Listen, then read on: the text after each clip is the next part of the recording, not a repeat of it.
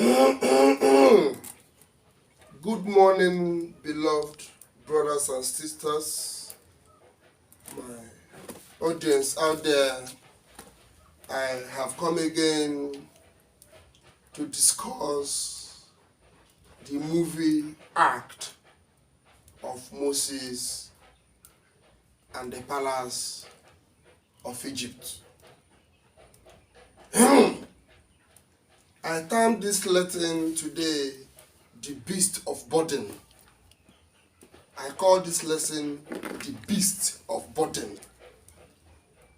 So listen very, very carefully. You have a lot to learn. We have a lot to reason together in the journey and the activities of Moses in the palace of Pharaoh in the land of Egypt for the sake of Israel. Now, we are tracing the unnecessary languages of the Bible, and that was where they have faulted in explaining what really happened. And it's a crime, But that's not what we are dwelling on today. We are dwelling on the topic, the beast of what? Burden. The beast of burden. All right. When Moses received his charge from the Lord, when Moses received his obligatory responsibility from the Lord, when Moses received his order from God to go into Egypt. Now, Moses did no longer go back to the house of Jethro to tell Jethro that he is going to Egypt. Right from there, he marched forth to the land of Goshen in Egypt. What did he do before he marched forth? Let us take a little theory from the book and then guide our journey on that theory. It happens that at that time there was strong and influential man among the Hebrews in Goshen. This man was Aaron, and he was Moses' brother. Although he did not know it, Moses never knew that Aaron was his brother. But Aaron had grown onto influence in Goshen. And then Moses sent for Aaron so that when they returned to Egypt, their entrance into Goshen would not be without some importance. That is, he wants that his entrance into Goshen, where the people of Israel dwell, should be that of expected greatness. He has to program it with his brother Aaron, not knowing that Aaron is his brother. So he needed a noble, one of the noble in the city, to invite him officially, to make it look like an official and important visit, so that it will attract the attention of all concerned. That information, the scripture says that Aaron came forth to meet with Moses. But Aaron knew that Moses was his brother. But Moses never knew that Aaron was his brother. So on hearing that call, they believe that Moses is dead. On hearing that he has requested for the noble of the city, which is Aaron, Aaron quickly went and met with Moses where Moses and him has to meet with. And the information now went to the Israelites that Moses is coming with a God, a new God. And now everybody was interested to see the image of this God that Moses is coming with. Since they have seen the bull, the Isis god of Egypt, they have seen the image that they sacrificed to. They have seen the bull, god of the image bull, god of Egypt. Now, how does the image of the God that Moses is bringing look like? Just try to understand where you're coming from. We are explaining the connectivity of culture with what we call Christianity or Christendom or Christ-like activities or Christ-likehood. Let us read what happened. It was hard for the Hebrews to understand that their new God was a God of justice and right. the God of redemption. But the Hebrews did begin to hope and have faith that what Moses told them would come to pass. The seed of victory had been sown. They began to sprout. For the main subject of, we expected to see an image. Now we had a different thing altogether. And now, if this man is saying something like this, they believed, they had faith that it's going to happen. They believed Moses that it is going to happen. And they looked up to Moses. At that point, the journey to the beast of burden began. The beast of burden. This same beast of burden that burdened the Israelites in the land of Egypt is what is burdening the Igbo man today in the land of Nigeria of today. That beast of the burden. So this beast of burden, is time to collapse it. It's time to collapse the strength of the beast of burden. Of the beast of burden. I try to lead you through. I discovered that on arrival of Moses to the palace, so many magic were imitated by the magicians of Pharaoh. And the total of 7 times did Moses visit Pharaoh, and Pharaoh broke. And that 7th time was the time that his son has to die. But before that, at the 5th visit of Moses, I want to read what happened. An insight will be taken from there. On a 5th occasion, Moses went to the palace to ask in God's name the release of his people, but the Pharaoh refused. The staff in Moses' right hand was raised again, and now the hum of wings filled the palace halls. A plague of flies had come upon the land. Pharaoh fled. The priests fled. Both the outside was no haven. The air was dark and thick with flies until they smittened the every food and drink and caused a general retching and nausea in the populace. What happened? Then the nobles came to Pharaoh and they told him, offer bribes to Moses to remove the plague, to give him anything except the Hebrew slave. Let us come to that effect. Nnamdi Kanu received the offer of everything, but not the freedom of Biafra. And he said, no. All that is important to me is the freedom of my people. Nothing more, nothing less. You see, when a man can be able to bribe or can be able to be bribed by the material that he ordinarily has been given charge to possess by the father, to have dominion over, and you are being bribed with something that you have dominion over, you are the worst human being. You're not supposed to live. Okay, but that's not where we are dwelling for today. What happens? Did Moses accept the offer of Pharaoh? Moses did not accept, but rather he made a comment. He dropped his vow because Pharaoh promised him they will go. But did he fulfill his promise? No. What happened? The test continued. Remember, this man, before coming to Pharaoh, has been able to speak with darkness and light without Pharaoh knowing it. That he has conversed with darkness, he has conversed with light. He has known the secret powers. He has seen the power of creation himself.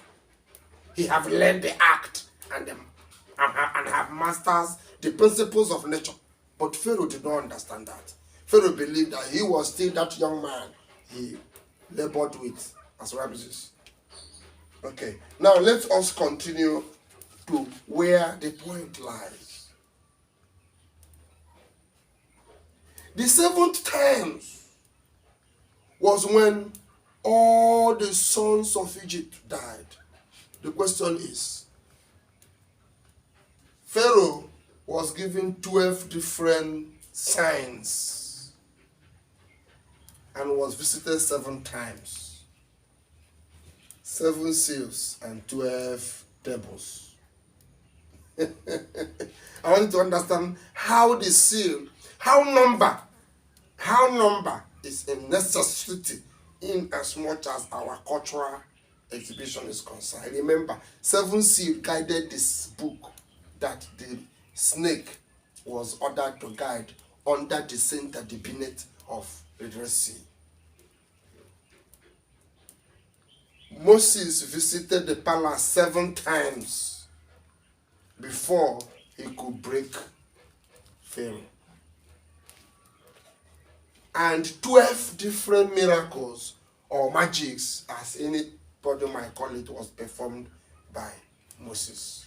So, the seal is the work, while the word is the act.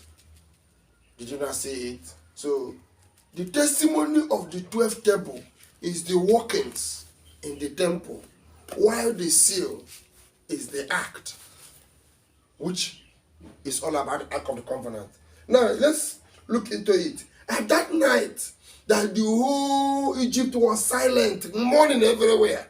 The Israelites were rejoicing in Goshen, but Moses was not rejoicing because he knew that there is a task ahead. Now, that task is what we want to discuss. That is the point we are headed to. That night, before Israel will wake up from the morning, Moses have commanded, before Egypt will wake up in the morning, Moses have commanded the Israelites to march forth that night. That very night, that everybody was mourning and crying. He knew that if the Ramses, at that 7th visit, he took his decision as the man. He break Egypt to silence and march his people out that same night. In the morning, Pharaoh wake up. The whole Egypt was what? Silent. There were no Israelites to come and wash and clean. Everywhere was what? Silent. It looked as if his veil was open. The other was, they gathered all everything, all army, march forth, get them, catch them. And that was how Pharaoh led the army. What happened there? Something happened. When they got to the bank of the river, eastward was a beam of light.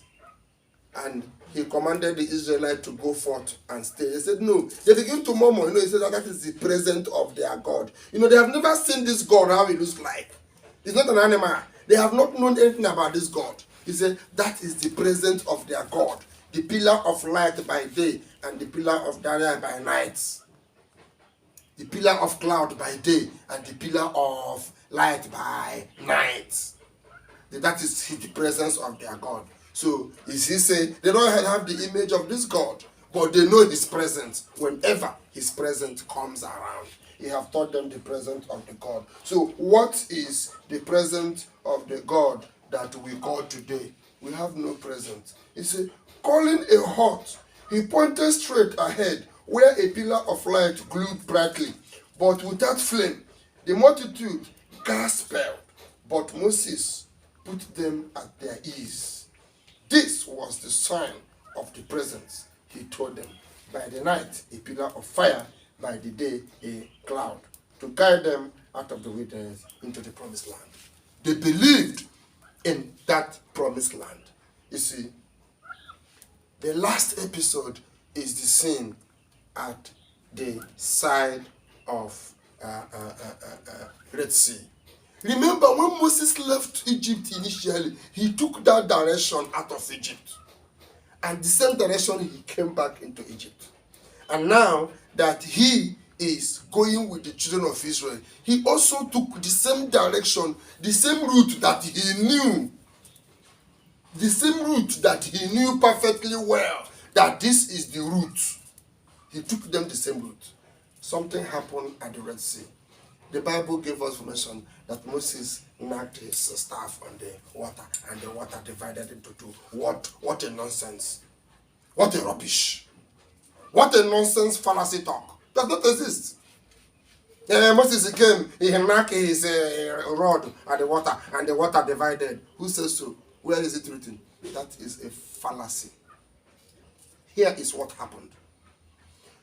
Towards the east bank of river, the Red Sea, is the rocky ground. Moses commanded the east wind to come heavy and push the water against the wind. And the rocky ground turned to a dry land where the children of Israel march and go. First was the animal, second was the children and the women, third was those with the corpse of Joseph and his casket, march with the army. Then the next was the 6,000 men that was with Moses. This is how they go. And before this happened, the Egyptians were approaching closer. How did the Bible say, and Moses commanded them to be slowed down, and they slowed down? No, Moses drew the heaven. They draw a curtain like this, and they said it's darkness. They rested. On the morning, the Israelites already is across the shore. Ramses is Pharaoh seeing Moses across the shore was so furious that he ordered the army. That is that beast of burden. He doesn't want to rest. He wants to burden the people. And what happened?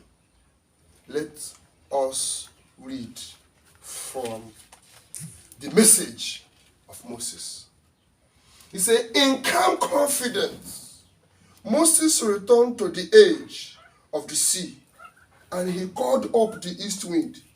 And as the breeze grew in strength, the tide retreated until it barred the rock bottom of the sea, and the march was on again. You see what happened? He never knocked any rod.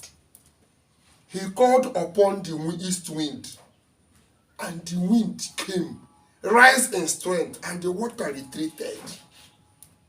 What did you learn there? That means the power of shifting nature.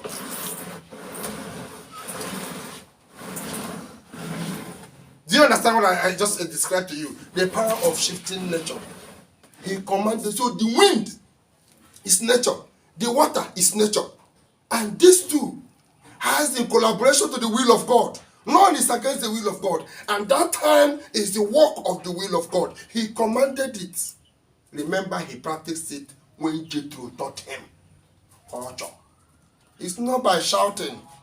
It's not by what we are doing today. Without the cultural act of the gospel, we cannot manage the proprieties of the wind and the customary cosmic order of the Father. You understand me? That is the truth, the whole truth, and nothing but the truth. So it is time we understand the God we are serving and approach him in that direction. Let us conclude this lecture by saying, standing on the foreshore, Moses raised up his right hand, in which was the rod. Then the east wind, relenting, let the waters of the sea flow with a mighty rush. As the east relents, the east wind relents. So power is from the east. That is where it is domicile. It is not domicile in India. It is not domicile anywhere. It is domicile here. That is where the power is domicile.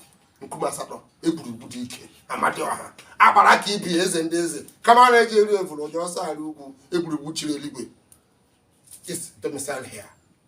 There is no other place. Now, what happened?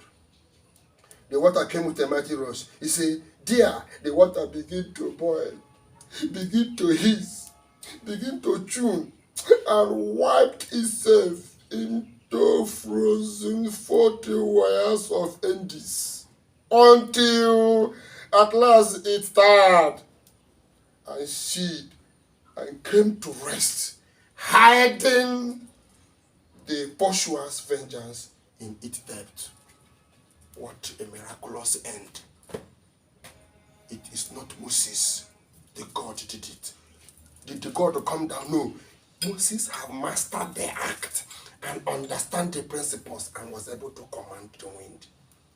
And he said the wind, and now the last wind, they remove his hand. The idiot was buried beneath it. And they were left with an open jaw. It's over. That is what is coming to Nigeria. It's repeating. But the way and manner that is going to repeat is what we don't understand. But I am telling you that this script today is playing on Mazi Nnamdi Kanu. Today, it's no longer Moses to the noble. Today, it is noble to Moses. It is from the noble to the Moses. Before, it was from Moses to the noble. Now it will be from the noble to the Moses. That is what is going to happen now. Expect it. It will happen. Remember, I told you. 100 years today, I am still here. I will not leave quick. You will understand that Nnamdi Kanu is truly sent by our ancestors, by the gods. If our God that sent Nnamdi Kanu is the God of heaven and earth, is the God that created all things, then Igbo is the seed of that God. I rest my case. I sustain Mazi Nnamdi Kanu. I sustain Biafra. I sustain humanity. I lift up my staff and I bless Biafra in the name of the Father, in the name of the Son, in the name of the Holy